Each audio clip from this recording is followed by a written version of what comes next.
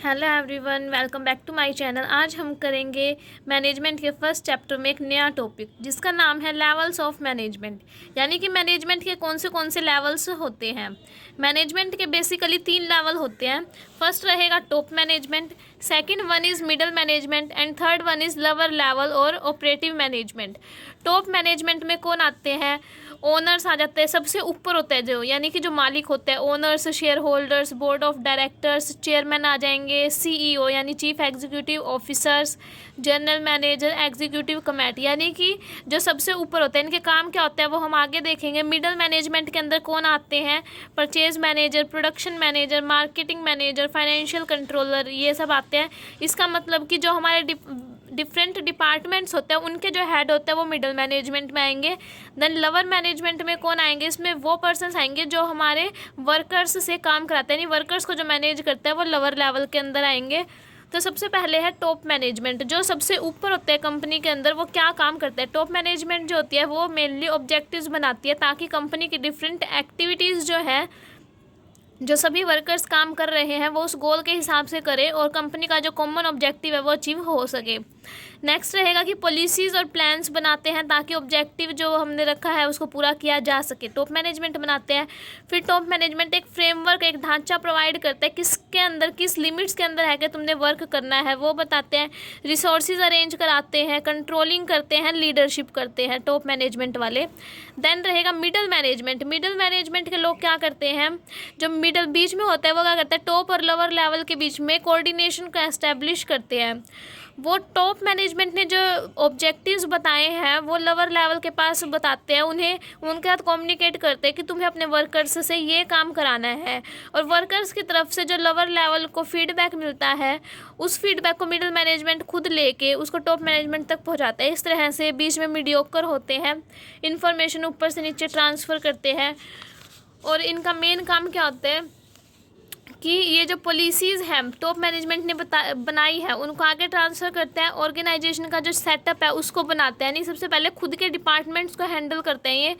उसके बाद धीरे धीरे डिफरेंट डिपार्टमेंट्स को, जब डिफरेंट डिपार्टमेंटल हेड जो होते हैं वो मैनेज कर लेते हैं, उसके बाद इसमें क्या है, जो डिफरेंट पर्सन्स की भर्तियां की जाती है वो मिडिल लेवल मैनेजमेंट करता है। एक्टिविटीज़, ड्यूटीज़, रिस्पॉन्सिबिलिटीज़ को डिफरेंट पर्सन्स में डिवाइड कर दिया जाता है, उन्हें इंस्ट्रक्शंस दे दी जाती है और उनके ऊपर कंट्रोल रखा जाता है। जैसे कि एक डिपार्टमेंट हो गया, उसके अंदर वो डिपार्टमेंटल हेड जो है वो क्या करता है, सारी एक्टिविटीज़ को डिवाइड कर देता है अपने उसके अंडर में जो बंदे होते हैं उनमें, उनको इंस्ट्रक्शंस दे देता है कि क्या काम करना है, किस टाइम करना है, उनके ऊपर कंट्रोल करता है, देखता है उन्होंने कितना प्रोडक्शन किया है, जिसने ज़्यादा किया होता है उनको रिवॉर्ड यानी कि कोई ना कोई गिफ्ट प्रोवाइड कर देता है। डिफरेंट डिपार्टमेंट्स के बीच में कोऑर्डिनेशन बना रहे, ये भी डिफरेंट डिपार्टमेंटल हेड्स जो है वो देखते हैं। उसके बाद रिपोर्ट्स कलेक्ट करना, इन्फॉर्मेशन कलेक्ट करना कि डिफरेंट डिपार्टमेंट्स में किस तरह से वर्क हो रहा है। फिर टॉप मैनेजमेंट को बताना कि ऐसे काम हो रहा है और टॉप मैनेजमेंट को जो है कुछ ऐसे तरीके बताना जिसके बेस पे वो और अच्छे से प्लान्स बना सके, यानी उनके प्लान्स में जो कमियां है लगी डिपार्टमेंटल हेड को वो उन्हें इन्फॉर्म कर देता है ताकि नेक्स्ट टाइम जो प्लान बने वो इस बार से भी अच्छा बने। नेक्स्ट रहेगा लोअर मैनेजमेंट। ये क्या करते हैं? लोअर मैनेजमेंट को जो लोग होते हैं ना, ये मैनेजमेंट लेवल में सबसे नीचे होते हैं। इसके अंदर आ जाएंगे foreman, supervisors, sale officer, account officer, इस तरह के सारे पर्सन्स आ जाएंगे। ये जो वर्कर्स के डायरेक्ट कॉन्टैक्ट में होता है, लेकिन ये बाकियों से नीचे होता है मैनेजमेंट लेवल में, इसलिए इनके पास अथॉरिटी और रिस्पॉन्सिबिलिटी जो है वो बहुत लिमिटेड होती है। ये जस्ट क्या करते हैं, इन्हें जो भी इनके पास फीडबैक आता है वर्कर्स से उसे मिडिल लेवल मैनेजमेंट तक पहुँचा देते हैं। देन ये क्या करते हैं, मैनेजमेंट के जो प्लान्स होते हैं उन्हें डिवाइड कर दिया जाता है शॉर्ट टर्म प्लान्स में ताकि इनके वर्कर्स को थोड़ा थोड़ा काम दे और वो ज़्यादा अच्छे से एफिशिएंसी से अपने काम को कंप्लीट कर पाएँ। ये जो है डिसीजन मेकिंग में इनका भी हाथ होता है। देखा जाए तो ये भी मैनेजमेंट के लेवल में तो आते हैं, भले ही नीचे हों, इसलिए डिसीजन में भी हेल्प कर देते हैं। वर्कर्स से काम कराते हैं, ये उनकी परफॉर्मेंस को इवेल्युएट करते हैं कि कौन अच्छा काम कर रहा है, कौन गंदा। फिर उसके हिसाब से मिडिल लेवल मैनेजमेंट को बता देते हैं कि ये वर्कर ज़्यादा अच्छा काम कर रहा है और ये वर्कर स्टैंडर्ड से भी कम काम कर रहा है, उसके हिसाब से उनकी सैलरी डिसाइड हो जाती है। इस तरह से लोअर लेवल मैनेजमेंट क्या करता है, वर्कर से इन्फॉर्मेशन गेन करके उसे मिडिल लेवल मैनेजमेंट ट्रांसफर कर देता है और जो मेन प्लान होता है उसको अपने वर्कर्स के अंदर डिवाइड करके उन्हें अथॉरिटी रिस्पॉन्सिबिलिटी दे देता है कि तुम्हें इस तरह से काम करना है। ये थे हमारे levels of management, then roles of managers, यानी एक मैनेजर जो है वो क्या क्या काम करता है, उसके क्या रोल्स होते हैं। 3 रोल होते हैं उसके, इंटरपर्सनल, डिसीजनल और इन्फॉर्मेशनल। इंटरपर्सनल रोल के अंदर आगे 3 और आ जाएंगे। सबसे पहले रहेगा फिगर हेड। इसके अंदर क्या होता है कि मैनेजर क्या करता है, उसकी ऑर्गेनाइजेशन के अंदर जो भी बंदे आए हैं उनका सम्मान करना, लाइक उन्हें पानी चाय वगैरह प्रोवाइड करवाना। देन किसी भी एम्प्लॉय की वेडिंग है उसको अटेंड करना, कोई भी कस्टमर आया है कोई ऐसा जिसको लंच प्रोवाइड करना, इस तरह के काम जब वो उसके फिगर हेड के अंदर आते हैं। देन सेकंड पॉइंट रहेगा लीडर। एक जो मैनेजर होता है वो लीडर भी होता है, क्योंकि वो अपने एम्प्लॉयज़ को मोटिवेट करता है, उन्हें एनकरेज करता है कि तुम और ज़्यादा काम करो, तुम्हें बोनस वगैरह मिलेगा। उनकी इंडिविजुअल नीड्स जो है उनको पूरा करने की भी पूरी कोशिश करता है। थर्ड रहेगा लिएजन, यानी कि एक जो मैनेजर है वो बाहर वाले सोसाइटी से भी, बाहर वाले बंदों से भी प्रॉपर रिलेशंस जो है मैनेज करके रखता है, ताकि वहाँ से भी उसे यूज़फुल इन्फॉर्मेशन मिल सके कि कंज्यूमर के टेस्ट जो है अल्टीमेटली टाइम के साथ क्या किस तरह से चेंज हो रहे हैं। सेकंड मेन पॉइंट रहेगा हमारा इंफॉर्मेशनल रोल्स, यानी एक मैनेजर जो है वो इन्फॉर्मेशन प्रोवाइड करने के, इन्फॉर्मेशन गैदर करने के रोल्स भी करता है। इसमें फर्स्ट वन रहेगा मॉनिटर।